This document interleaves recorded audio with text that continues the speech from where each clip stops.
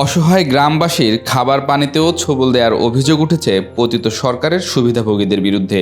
একদিকে জনভোগান্তি, অন্যদিকে দুর্নীতিকারীদের আড়ম্বর জীবন।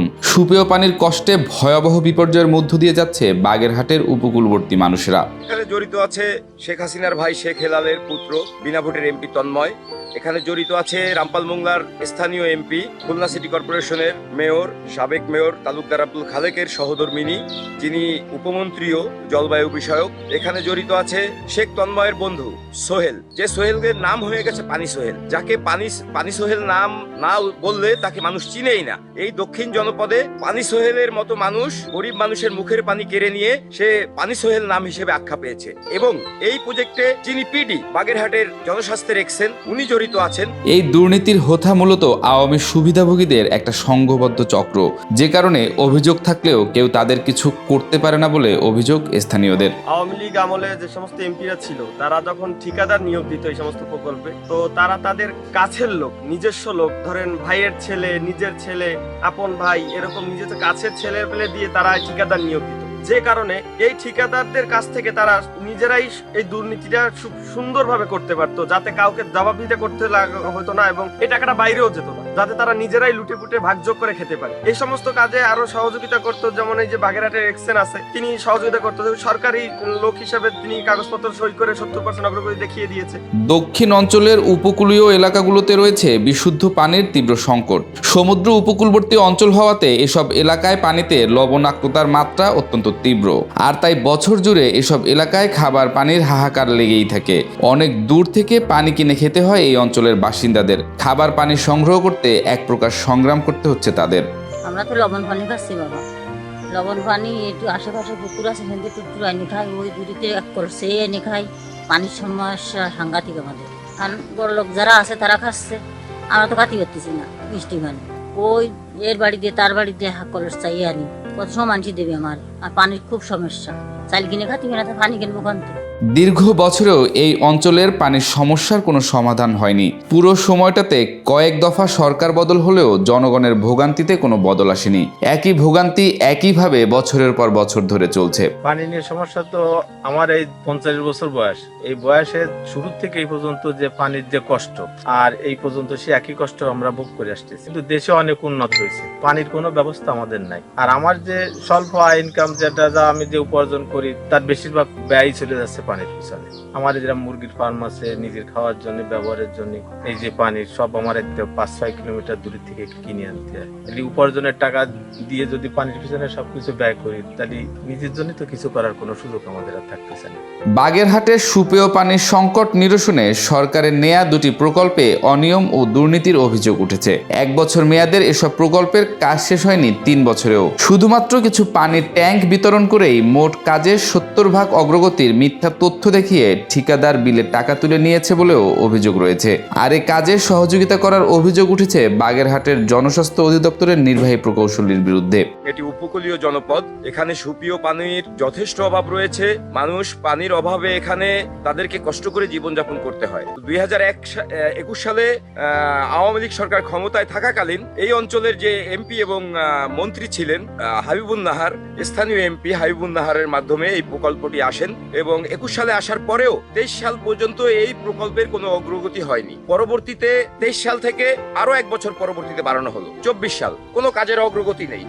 এর মধ্যে তারা অলরেডি 70% কাজ কাগজপত্রে দেখিয়ে সুকৌশলে এই অঞ্চলের মানুষকে এই সুবিধা থেকে বঞ্চিত করে, সরকারি যে সুবিধা এই জনপদের মানুষের পাওয়ার কথা ছিল, সেই জনগণকে সেই সুবিধা থেকে বঞ্চিত করে এই যারা এই প্রজেক্টের সাথে জড়িত, তারা সরাসরি কোনো কাজ না করে ব্যাংক থেকে অলরেডি প্রথম কিস্তির 70% কাজ দেখিয়ে তারা টাকা তুলে নেয়। খাবার পানির সংকট নিরসনে বৃষ্টির পানি সংরক্ষণ করতে বিভিন্ন দাতা সংস্থা ও সরকারি অর্থায়নে জেলা জুড়ে প্রায় 220 কোটি টাকা ব্যয়ে বাড়ি বাড়ি পানির ট্যাঙ্কি স্থাপনের সিদ্ধান্ত নেয় সরকার, যার মধ্যে উপকূলীয় অঞ্চল মোংলা ও রামপাল উপজেলায় 28,20,35,000 টাকা ব্যয়ে জলবায়ু ট্রাস্ট ফান্ড ও বৃষ্টির পানি সংরক্ষণ প্রকল্প বাস্তবায়নে কাজ শুরু করে জনস্বাস্থ্য প্রকৌশল অধিদপ্তর। আমাকে ফোন দিলে আমরা যাই অফিস থেকে আনার পরে আমাকে কোনো কিছু দিইনি। 2 বছর পর একটা লোক এসে টাকা নিয়ে গেছে যে আপনাকে এর সবকিছু দেওয়া হবে, 1500 টাকা এখনই দিচ্ছি। না দিলে মামলা দেবে। এই প্রকল্পের বিরুদ্ধে বিস্তর অভিযোগ এলাকাবাসীর। সুপেয় পানির আশায় তারা নানাবিধ হেনস্থার শিকার হয়েছেন বলেও জানান। কিন্তু তৎকালীন আওয়ামী মদতপুষ্টরা ধরাকে সরা জ্ঞান করত বলেও অভিযোগ রয়েছে। 2000 টাকা জমা দিয়ে 6 মাস ঘোরার পরে ট্যাঙ্কিটা আমাকে এই ট্যাঙ্কিটা দিছে। এবার হচ্ছে আমরা সমস্ত খরচা খরচ করে নিয়ে আসি, আনার সময় ট্যাঙ্কিটি যে ওয়েটের কথা, অন্য জায়গায় তো ট্যাঙ্কি আছে গ্রামে, তার অর্ধেকেও এতে ওয়েট নেই। আর এই ট্যাঙ্কি ভ্যানে করে আনার সময় বিহাইয়ে ডুগাইয়ে মানে চ্যাপটা হয়ে গেল, আমরা পাতাতেও পারতেছি না, হচ্ছে এত দুর্বল। আর আমাকে আরো ইট বালি দেওয়া কথা, বিক্রি করে দেওয়া কথা, পাইপ দেওয়া কথা, এগুলো এখনো কিছুই পাইনি আমরা।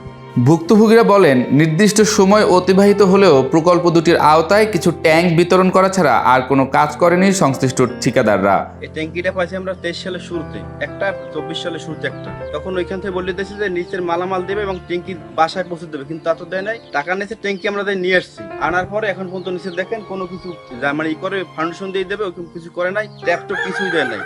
এবং উপর থেকে যে টিন থেকে পানি ভর ট্যাঙ্কি ওরকম কোনো ব্যবস্থা নাই। তারা ব্যবস্থা করে দেওয়ার কথা পাইপ ফিটিং সহ, কিন্তু দেয় নাই। প্রথমে 2000 টাকা অনুদান চাইছে, অনুদান দিছি, দিয়ে আনিছি। আনার পরে তারপরে গাঠির টাকা 700 টাকা খরচ করে ট্যাঙ্কি আনিছি। আনার পরে এখন ওই ভিত্তি ফাঁকা করে দেবে, ওরা পাইপ টাইপ দেবে, সালের সাথে ফিট করে দেবে। এই 8 মাসের মধ্যে কোনো কিছু দিইনি। এখন এই পানি খাবো কি, সেই সেরকম ফেলান দিয়েছি। শুধু ট্যাঙ্ক দিয়ে কি করবেন, এ প্রশ্নও তুলছেন ভুক্তভোগীরা। আমরা উপজেলা থেকে নিজেরা ভ্যান ভাড়া দিয়ে বাড়ি নিয়ে এসেছি। এখন আমরা এই পানি বাঁধানোর কোনো ব্যবস্থা আমরা পাইনি। পাকা ভিত্তি করে দেওয়ার কথা দেই নেই তারা। আমরা টিউব দিয়ে মোটরসাইকেলের টিউব দিয়ে আমরা পানি বাঁধানোর চেষ্টা করি, কিন্তু ওর ভিতরে যায় না। আমাদের পানির খুব সমস্যা। এ প্রসঙ্গে জানতে চাইলে শেখ তন্ময়ের বন্ধু হিসেবে পরিচিত প্রকল্পের সাথে সম্পৃক্ত শেখ জাহেদুর রশিদ সোহেল বিষয়টাকে ভিন্নভাবে ব্যাখ্যা করেন। জলবায়ু কেরাসে আমি 1000 কাজ করতেছি। আর এখানে সবচেয়ে বড় যে প্রবলেমটা হয়েছে সেইখানে আপনার টাইম, এই প্রকল্পের টাইম এখন পর্যন্ত এক্সটেনশন হয়নি। যেহেতু এখন পর্যন্ত প্রকল্পের টাইম এক্সটেনশন হয়নি, আমরা অনিশ্চয়তার মুখে আছি। কার হুকুম মানে কার ইসে আমরা কাজটা করতেছি আমরা জানি না। আসলে এই প্রকল্প আদৌ টাইম এক্সটেনশন হবে কিনা, এই প্রকল্পের অর্থ বরাদ্দ পাবো কিনা, এটা নিয়ে আমরা শঙ্কিত। উপকূলে আমার মোংলায় 4000-এর মতো কাজ আছে, আমরা 3100 প্লাস কাজ করে ফেলছি। বাদবাকি সাইট এখনও পাইনি। 5ই আগস্টের পরে আমরা অনেক কষ্টে কিছু সাইট পাইছি, 1500-এর মতো সাইট পাইছি। সেই কাজগুলো করতে গেলে এখনও পরিবর্তন হয়। সাইট দেওয়ার পরও অনেক সময় বলে যে এটা বিগত সরকারের আমলের লোকজন কাজ সাইটগুলো পেয়েছে, এই কাজটা করা যাবে না। এই জন্য বিভিন্নভাবে আমরা রোষাদলের শিকার হচ্ছি। কর্তৃপক্ষ সাইট দেওয়ার পরেও আমরা অনেক সময় বাস্তবায়ন করতে পারছি না। ট্যাঙ্কি এই কারণে উপজেলায় হেড অফিসের ভিতরেও ফেলানো হচ্ছে নিরাপত্তার সাথে, কারণ সাইট পেয়েছি, ওই সাইট অনুযায়ী আমি ট্যাঙ্কি সরবরাহ করেছি, কিন্তু সাইট করতে গেলে, বাস্তবায়ন করতে গেলে আমাদেরকে রোষাদলের শিকার হতে হচ্ছে। প্রকল্পের ঠিকাদার মীর রহমত আলী জানান, জলবায়ু ট্রাস্টের ফান্ডিং জনিত জটিলতার কথা। যে এই প্রকল্পের কাজ আমরা অনেক দূর আগিয়েছি, মালামাল সরবরাহ করেছি, কিন্তু আপনার দেখা গিয়েছে যে জলবায়ু ট্রাস্ট যেখান থেকে ফান্ডিংটা করে ওখান থেকে আমাদের প্রকল্পের অর্থ ছাড় দিচ্ছে না, একটা বিষয়। আরেকটা বিষয় হলো প্রকল্পের সময় বর্ধন, টাইম এক্সটেনশন, এটাও অনুমোদন হচ্ছে না। অন্যদিকে সামান্য কাজ করে কিভাবে মোট কাজের 70% অগ্রগতি দেখানো হলো, এমন প্রশ্নের জবাবে জনস্বাস্থ্য অধিদপ্তরের নির্বাহী প্রকৌশলী জয়ন্ত কুমার জানান তাদের সীমাবদ্ধতার কথা। জলবায়ু ট্রাস্ট ফান্ডের অর্থায়নে মংলাতে 1350টি এবং রামপালে 650টি 2000 রেনওয়াটার হারভেস্টিং এর বরাদ্দ ছিল। এই প্রকল্পে বিগত সরকারের এমপি যিনি ছিলেন তার দেওয়া সাইডলিস্ট গুলোতে কিছুটা পরিবর্তন এসেছিল, সেটা আমরা পরবর্তীতে ডিপিপিতে অন্তর্ভুক্ত করার জন্য আমরা পিএসি কমিটির সভার মাধ্যমে প্রকল্পটার মেয়াদ বৃদ্ধির জন্য আবেদন করেছি, এখান থেকে প্রায় 8-10 মাস আগে। অদ্যাবধি এখনো আমরা ট্রাস্ট ফান্ডের সেই সময় বর্ধনের আবেদনটা মঞ্জুর এখন আমরা পাইনি। উপকূলের নিরীহ মানুষদের পানি সংরক্ষণের জন্য বরাদ্দ প্রকল্পে দুর্নীতিকারীদের বিরুদ্ধে দুদকের অভিযোগ দাখিলের কথা জানান সহকারী attorney general advocate Moniruzzaman. Mongla উপকূলে এই অঞ্চলের মানুষের পানির যে সমস্যা আপনারা জানেন, মোংলা উপকূলের অঞ্চলে হওয়ার কারণে এখানে লবণাক্ততার পরিমাণ এত বেশি যে লবণের কারণে পানি তিতা হয়ে যাচ্ছে, পানি খেতে পাচ্ছে না। মোংলার প্রত্যেকটি এলাকায় পানির সমস্যা মোংলা উপজেলায়। সে কারণেই সরকার মোংলা উপকূলীয় অঞ্চলের মানুষদের জন্য বেশ কিছু প্রকল্প বরাদ্দ দিয়েছিল। এর মধ্যে একটা প্রকল্প দিয়েছিল যে প্রকল্পের নিয়ম ছিল যে এই প্রকল্পটি শেষ হওয়ার পরে প্রকল্পের যে উপকারভোগী যারা, যে এই প্রকল্পের মাধ্যমে কিছু পানির ট্যাঙ্কি দেওয়ার বিধান ছিল এবং সেই পানির ট্যাঙ্কি তারা এটাকে যারা দায়িত্ব পেয়েছিল তারা সেই পানির ট্যাঙ্কিকে সুন্দরভাবে কিভাবে গ্রাহক সংরক্ষণ করবে, তারপর হচ্ছে পানি সংরক্ষণ করার পরে উপকারভোগীরা একটা প্রত্যয়ন দিবে এবং সেই পানিটা তারা আবার ল্যাবে টেস্ট করবে। ল্যাবে টেস্ট করার পরে তারপরে সেই পরীক্ষা অ্যাপে ডাউনলোড করে এটা দেওয়ার পরে তারা এই প্রকল্পের টাকা জন্য তারা আবেদন করতে পারে। কিন্তু আমি শুনেছি যে এই প্রকল্পের টাকা, সম্পূর্ণ টাকা এই ঠিকাদার এবং হচ্ছে যারা এই প্রকল্প পরিচালক ছিল তাদের সহায়তায় এই সম্পূর্ণ টাকা উঠিয়ে নিয়েছে। যদি এরকমটি হয়ে থাকে, এই প্রকল্পের সাথে যারা জড়িত ছিল তাদের বিরুদ্ধে দুর্নীতি দমন কমিশনে আমরা অভিযোগ দিব এবং তাদের যদি এই দুর্নীতির প্রমাণ হয় তাহলে তাদের বিরুদ্ধে আইনানুগ ব্যবস্থা নেওয়া হবে। আমি সরকারের কাছে অনুরোধ করব, বিগত দিনে যে সমস্ত প্রকল্পের এ ধরনের অনিয়ম দুর্নীতি হয়েছে, জবাবদিহিতা, স্বচ্ছতার অভাব ছিল, সকল প্রকল্পের বিষয়ে আমাদের খতিয়ে দেখা উচিত। যারা উপকূলবাসীর ভাগ্য নিয়ে খেলছে তাদেরকে আইনের আওতায় আনার পাশাপাশি পানির সংকট সমাধানের দাবি ভুক্তভোগীদের।